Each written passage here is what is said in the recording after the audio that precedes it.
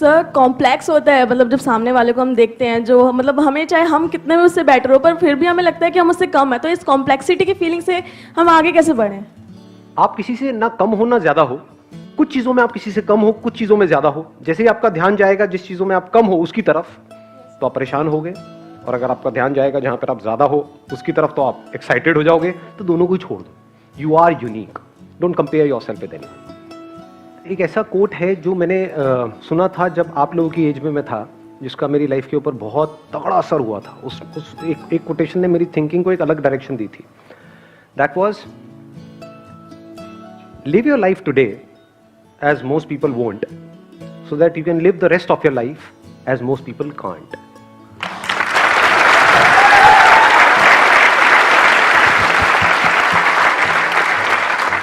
पूरी दुनिया जिस डायरेक्शन में भाग रही होती है, हमारे पास में दो ऑप्शन होते हैं। या तो हम भी पूरी दुनिया की तरह भेड़ बकरियों की तरह भागे, तो हमारे साथ भी वही होगा जो उनके साथ होने वाला है, यानी आने वाले 10 साल बाद, 20 साल बाद कहीं पर ऐसे ही पड़े हुए होंगे, जिंदगी को काट रहे होंगे। या फिर उस टाइम पे हम कुछ ऐसा करें जो कोई नहीं कर रहा है। इट कुड बी एनीथिंग, वो आपको देखना है आप क्या करोगे। तो अगर कुछ भी ऐसा किया और अपना पूरा फोकस गोल पे डाल दिया, तो there is a strong possibility कि आने वाले टाइम में आपकी लाइफ ऐसी होगी जो बाकी के जो लोग एक डायरेक्शन में भाग रहे थे, वो अगर चाहेंगे भी तो वैसी लाइफ जी नहीं सकते, वहां तक सोच भी नहीं सकते। जीना तो बहुत दूर की बात है। सर सक्सेस हार्ड वर्क करके मिलती है स्मार्ट वर्क करके? स्मार्ट वर्क करके। कैसे? तो डिफरेंस क्या हुआ? Smart work includes hard work. कहां पर हार्ड वर्क करना है, कहां पर नहीं करना है, ये स्मार्ट वर्क का पार्ट है। सिर्फ हार्ड वर्क से कुछ नहीं होता। अगर होता तो रिक्शे वाले सबसे ज्यादा अमीर होते हैं।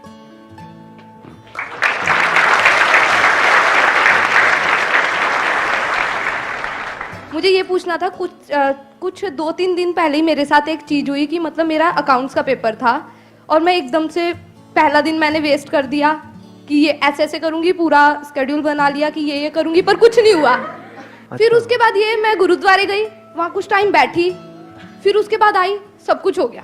अब ये है कि अगर उस समय पे मैं ये पास में गुरुद्वारा नहीं होता सपोज, और मैं नहीं गई होती, नहीं तो फिर उस समय क्या होता? एक मिनट चुप रहो। घर में है ना गुरुद्वारा आपके? हाँ, देखो गुरुद्वारे जब हम जाते हैं तो क्या होता है, हमारा जो माइंड है वो पीसफुल हो जाता है थोड़ी देर के लिए, क्योंकि आप कनेक्ट करते हो गुरुद्वारे से। हो सकता है कोई और मस्जिद से करता है, कोई और मंदिर से करता है, तो जहां पर भी जा करके आपका माइंड रिलैक्स हो जाता है। बहुत सारे लोग मेरा सेशन इसीलिए देखते हैं। मुझे कई लोगों के कमेंट्स मिलते हैं कि सर जब रात को नींद नहीं आती ना, आपकी वीडियो लगा लेते हैं तो नींद आए। तो मैंने कहा मेरी वीडियो सोने के लिए देखते हो तुम? इसलिए बनाता हूँ, मतलब मैं लोरी सुना रहा हूँ, क्या कर रहा हूँ? अलग अलग तरह से लोग वीडियोज यूज कर रहे हैं। तो कहने का मतलब है कि वहां पर जब आप जाते हो तो माइंड आपका बिल्कुल पीसफुल हो जाता है। जब माइंड पीसफुल हो जाता है तो that is the best state to be in. उससे बढ़िया और कोई स्टेट नहीं है, क्योंकि उसके बाद खुद ही आपको अंदर से समझ आने लग जाता है कि मेरे सही क्या है, गलत क्या है, और आप लाइफ में सही ट्रैक पे आगे बढ़ने लग जाते हो।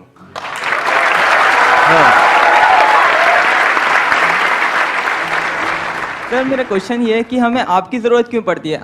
आपने यहाँ पे अभी 3 क्वेश्चन की,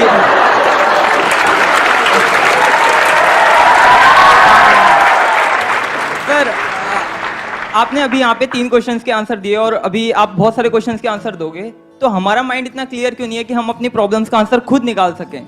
आप अगर कहीं पर जा रहे हो जहाँ के रास्ते के बारे में आपको कुछ नहीं पता है कि यहाँ पर डेंजर है, ये सही रास्ता है, ये गलत रास्ता है, जैसे कहीं पर जंगल में हो, आप भटके हुए हो और आपको नहीं पता है, तो कोई बंदा जो उस रास्ते पे चल चुका है, अगर उससे आप पूछ रहे हो या समझने की कोशिश कर रहे हो, तो इसको बेवकूफ़ी नहीं कहेंगे, इसको इंटेलिजेंस कहेंगे। क्योंकि 2 तरीके के लोग हैं इस दुनिया में। एक वो जो खुद गलती करते हैं और उससे सीखते हैं, दूसरे वो जो दूसरों की गलती से सीख लेते हैं। वो समझदार है, क्योंकि वो उस काम को 1 साल में कर सकते हैं जो हो सकता है सामने वाले को करने में 20 साल लगे।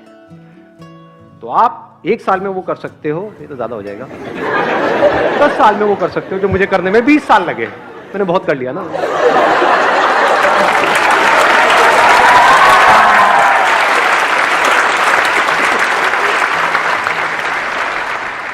सेल्फ लव की इम्पोर्टेंस क्या है सक्सेसफुल होने में? जो आप करना चाहते हो अगर वो ही करते हो तो उसका मतलब क्या है कि you are in love with what you are doing. So love को डोंट इमेजिन कि भाई कि कुछ सेल्फ लव है तो मतलब बैठ करके अपनी स्किन को ऐसे टच करो। क्या बंदा है, कितना प्यारा है, अरे अरे, अरे। तो शीशे में देख रहे हो, निहार रहे हो, that is not self love, that is foolishness. तो what is self love? If you are doing something which you are passionate about, so you are in love with what you are doing. If you are in love with what you are doing, you are bound to succeed.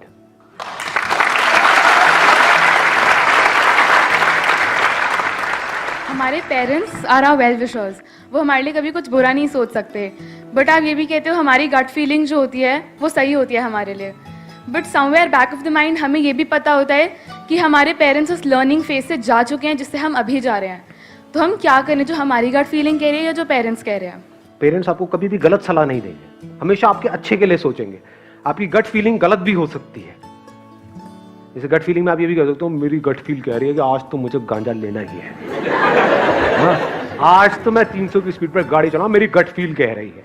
तो you know what is right and what is wrong. तो gut feel को connect करो पहले सही से, तो आपको पता है कि ये मेरी गट फील है और ये सही है। तो अगर आप सही सोच करके अपनी गट फील के बेस पे एक्ट कर रहे हो अपनी लाइफ में और आउटकम गलत भी आता है, तब भी वो सही है, क्योंकि एटलीस्ट आपने अपनी लाइफ की रिस्पॉन्सिबिलिटी तो ली, बजाय ये कि किसी और के हिसाब से। फिर वो और चाहे कोई भी हो, चाहे आपके पेरेंट्स हो, चाहे सोसाइटी हो, चाहे दुनिया हो, चाहे कोई टीचर हो, चाहे मैं हूं, चाहे कोई भी है, वो आपको बताता जा रहा है और आप आगे चलते चले जा रहे हो, तो आप एक कठपुतली बन जाओगे। So don't be a puppet in your life, be a human being who has got the courage to act irrespective of what the outcome is. तब आप लाइफ में एक ऐसा दिन आ सकता है जब पूरी तरह से अपनी जो लाइफ है उसकी रिस्पॉन्सिबिलिटी आप अपने हाथ में ले सकते हो। अगर ऐसा नहीं हुआ तो ब्लेम गेम खेलते रहोगे मरते दम तक। क्या आज मेरी लाइफ में जो भी कुछ हो रहा है वो मेरे बाप की वजह से हो रहा है, मेरी माँ की वजह से हो रहा है, जो भी हो रहा है मेरी वजह से हो रहा है, चाहे सही हो रहा है चाहे गलत हो रहा है। Let's give big hand for her.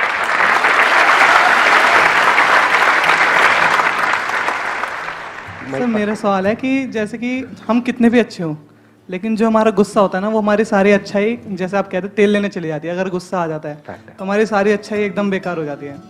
तो उसको कैसे कंट्रोल करें, क्योंकि गुस्सा बहुत ज्यादा है। टीन अपना फोन फेंक देते हैं, मम्मी पापा पे गुस्सा करते हैं, आपको तो पता ही है। मुझे तो पता ही है, मतलब मेरे बच्चे भी मेरे पे करते हैं। सर ये अगर से सोल्यूशन दे सकते तो sir. I'm just trying to, अरे मैं हूं सर। गुस्सा क्या है? बेसिकली एनर्जी है।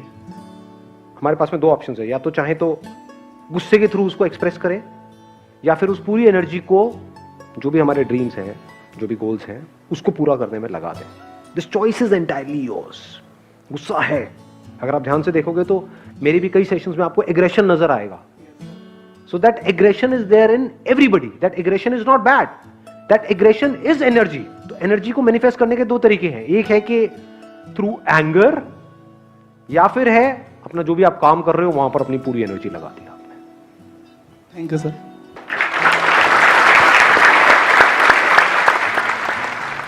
हमारी लाइफ में बहुत सारे फेलियर्स होते हैं, एंड हम कुछ फेलियर्स होते हैं उनसे हम डील कर सकते हैं, बट बहुत सारे फेलियर्स होते हैं जिनसे हम डील नहीं कर सकते, और उस जगह उस टाइम पर हम लोग बहुत ज़्यादा डिमोटिवेट हो जाते हैं। उस टाइम पे हमें कहाँ से मोटिवेशन मिलेगा? ऐसा कुछ नहीं है लाइफ में, चाहे कितना भी बड़ा फेलियर हो, चाहे कुछ भी हो जाए, जिससे आप डील नहीं कर सकते। पहले तो जो आपने गलत कहा उसको ठीक करो अपने माइंड में, क्योंकि जैसा हम खुद को बोलते हैं वैसा ही हमारे साथ होने लग जाता है। तो अगर बोलना ही अपने आप को ये बोलो कि अरे फेलियर क्या होता है, कोई भी फेलियर हो, किसी भी लेवल का हो, चाहे कुछ भी हो जाए मेरी लाइफ में, मैं उससे डील कर सकती हूँ। इतना ही बोलना काफी है, यहीं से आपको स्ट्रेंथ मिलने लग जाएगी कुछ भी लाइफ में हो रहा है उससे डील करने की। क्योंकि अगर आप बोलते हो कि हम डील नहीं कर सकते, तो उसके बाद में बाहर से चाहे कोई भी कुछ भी करता रहे, मेरे जितने मर्जी सेशंस देख लो, सब कचरा है, सब बकवास है। बाहर से कोई भी आकर कुछ भी बोलता रहे, सब बेकार है। मेरे सेशंस पता है कब काम के हैं आप लोगों के लिए? जब आप यहां पर आए हो, बैठे हो और अपने आप के अंदर ये बोल रहे हो कि हाँ मैं अपने आप को बदल सकता हूं, मैं बदलना चाहता हूं और मैं बदल के रहूंगा। अब मुझे सुन रहे हो तो फायदा है। बट अगर आप बोलते हो कि नहीं मेरी तो जो प्रॉब्लम्स है मैं उससे ये नहीं कर सकता, सब बकवास है, टाइम पास है। सर एक्चुअली मैं अपने करियर में बिजनेस फील्ड की तरफ आगे बढ़ रही हूँ, तो उसमें हमें मतलब सिखाया जाता है कि कम्युनिकेशन स्किल्स बहुत इंपॉर्टेंट है। तो मेरी बहुत अच्छी नहीं है कम्युनिकेशन स्किल्स, तो हम उसको कैसे इंप्रूव कर सकते हैं? जैसे कि मुझे एक प्रोडक्ट बेचना है, तो मैं उसको कैसे इंप्रूव करूँ कि कस्टमर बहुत जल्दी इंप्रेस हो जाए कि वो प्रोडक्ट खरीद ले? प्रैक्टिस करते रहो। उसके बारे में सोचने से कम्युनिकेशन स्किल्स इंप्रूव नहीं होती हैं, प्रैक्टिस। सर जैसे मैं कुछ करती हूँ तो फिर मतलब लोग सामने से नेगेटिव कमेंट्स करते हैं कि तू सही नहीं कर रही है, तो मैं डिमोटिवेटेड फील करती हूँ। क्यों? क्योंकि अभी आप एक्चुअल में सही नहीं कर रहे हो। आपने मेरा पहला सेशन देखा है? Yes sir. इतना वाहियात है कि देखोगे तो आंखों से खून के आंसू टपकेंगे। Yes sir. तो इसका मतलब क्या था? मैं सही नहीं कर रहा था, तो पूरी दुनिया मुझे कह रही थी मैं सही नहीं कर रहा था, मुझे भी पता है मैं सही नहीं कर रहा था, लेकिन आज तो सही कर रहा हूँ। Yes sir. अरे हाँ, दिल रख लिया आप लोगों ने, मेरा दिल जीत लिया। 5 मिनट के लिए और चलेगा अब ये सेशन। हाँ।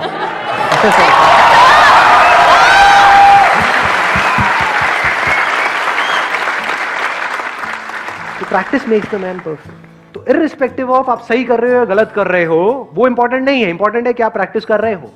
अगर प्रैक्टिस करते रहे, अपनी जो स्किल्स हैं उसको इंप्रूव करने की, अपनी कम्युनिकेशन स्किल्स को इंप्रूव करने की, अपनी सेलिंग स्किल्स को इंप्रूव करने की, कहीं किसी बुक में पढ़ा, फिर उसमें जो पढ़ा उसको अप्लाई किया, फिर कुछ गलतियां करी, लेकिन आप अगर प्रैक्टिस करते रहे तो आज नहीं तो कल कमाल के कम्युनिकेटर बन जाओगे। Thank you sir.